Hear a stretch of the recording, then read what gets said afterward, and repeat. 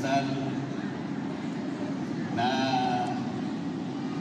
dadalawa ko po ang inyong pagdiriwang ngayong araw na ito. Hindi po ako nagdalawang salita sapagkat ito po ang mga events na gusto kong puntahan. Pero bago po ako magpatuloy, gusto ko pong magbigay pugay sa aking dalawang naging kasamahan sa Kongreso, mga pinagpipitagan, mga higante sa Kongreso, Congressman Lito Atienza, Congressman Amado Bagatsing, na ngayon po ay alam kong babalik muli upang pasiglahin ang paglilingkod sa lungsod ng Maynila. Utang na loob ko rin po ang pag-iimbitang ito sa susunod at babalik na mayor ng Maynila, ang aking kaibigan Mayor Yorme, at ang kanyang napili na magandang Vice Mayor, anak pala ni Calito, Chichi Atienza, ang susunod na Vice Mayor ng Maynila. Alam po ninyo kung bakit gusto kong makarating sa ganitong mga pagtitipon na masaya, makabuluhan, makahulugan. Sapagkat itong mga huling pangyayari sa Kongreso, ako po'y palaging nalulungkot. Sapagkat sa tuwing ako po ay magsasabi sa kanila na tayo po ay magkaisa, kapag ka po tayo nagdidebate, kailangan pong nakabatay po sa mga tuntunin natin. Ito po kasi ang kailangan para makita po ng ating mga kababayan kung paano po ang paglilingkod sa kanila. Ngunit, nakikita naman po ninyo yung nangyayari sa tuwing ako ay makikipag-usap sa kanila. Ay palagi na lamang po nila akong pinagtutulungan. Ginugulo po nila kapati po yung aking kinakain na hopya ay kanila pa po ginagaw sa akin. Sabi ko, parang hindi na ako masaya sa House of Representatives. Kaya po nagpunta ako rito, magpapatulong ako sa inyo na kung may pagpapatuloy ko pa po ang aking paglilingkod sa ating bayan. Samahan po ninyo ako, ihatid po ninyo ako sa kabilang kapulungan ng ating Kongreso na kung tawagin po ay Senado. 39 years na po pala ang kabaka. Ako po'y nakikisa sa inyong pagdiriwang.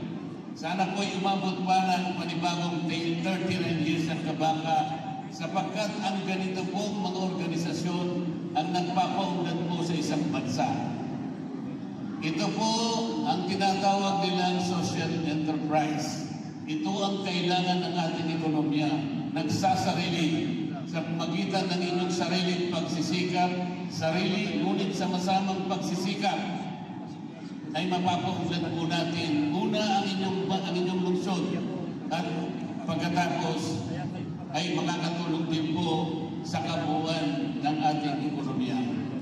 Narinig ko po kanina si Ka Amado nung sabihin niya, itinatag pala ang kabaka nang walang pera nang gagaling sa pamahalaan. Ito po ang importante. Nakatatayo sa sariling paa.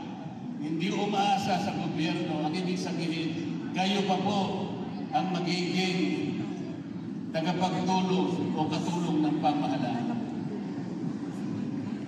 Nalaman ko po sa araw na ito ng inyong pagdiriwang, ang dalawang iginagalang ng inyong lungsod ay nagsama sa pagkakaisa. Kahit kailan hindi ko inisip ang isang Amado Bagatsing at Lito Atienza ay magkakaisa. Yan po ay langis ang tubig. Alam po ninyo ang importansya na nangyari sa lungsod ng Maynila para ang dalawang lalaki ito'y magkaisa. Kayo po ang panalo sa pagkakaisa ng dalawang taong ito.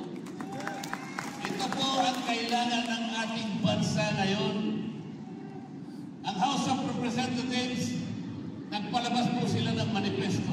Ang sabi po nila, tangkilikin natin ang pagkakaisa, ang katapatan at paglilingkod sa ating bansa. Pero ang nangyayari, hindi po ganun. Nagkakaaway po ng dahil lamang sa politika. Kahit sana mamulitika po tayo, huwag po nating isasakripisyo ang kapalaran at ang kabuhayan ng ating bansa. Kahit na po ang Biblia ay sinasabi tungkol dyan. Wala po akong nakitang bansa dito sa balat ng lupa na nagkaisa, na nagtagumpay, na nag-develop ng walang pagkakaisa. Sa pagkakaisa po, nakasalig ang pagsulong at pagunlad ng isang bansa.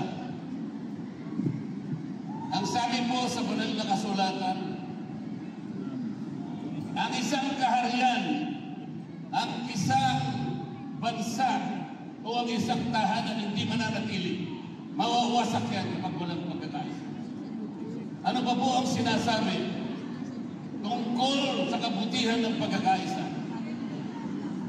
Ang sabi po, masdan ninyo ang pagkabuti at pagkaligaya ng magkakapatid na tumatahang sama-sama sa pagkakaisa.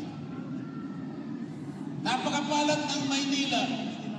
Akalain mo itong dalawang tao ito'y nagkaisa, alang-alang po sa pagsisilbi sa ating lungsod ng Maynila. Sana po ang ating mga national leaders, ganun din po ang gawin nila. Maging halimbawa ang inyong mga leaders sa Maynila. Pangungunahan po nila at lalong-lalo na ang pagbabalik ng isang Mayor Yorme upang ma-unite ang kabuuan ng Maynila. At kayo pong lahat ang makikinabang, kayo pong lahat ang mananalo. Yan po ang gusto kong makita. At pagkatapos na ako po ay maihatid po ninyo sa Senado, lalo po akong magiging makabuluhan para sa inyo. Titingalahin ang Maynila, isang magandang halimbawa ng pagkakaisa.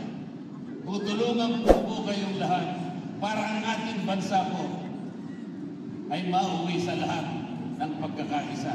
Makakabuti po sa ating lahat, magiging maunlad po ang ating bansa. Salamat po sa pag-imbita niyo sa akin. Hindi ko po makakalimutan ang araw na ito. Isang karangalan, isang pribilehyo, makataupang palad ko kayo sa hapon ito. At babalik ko po ang Maynila sa isang pagkakataon na sana'y isang senador, ganap na senador ng ating bansa. Maraming salamat po sa inyong lahat. Maraming salamat!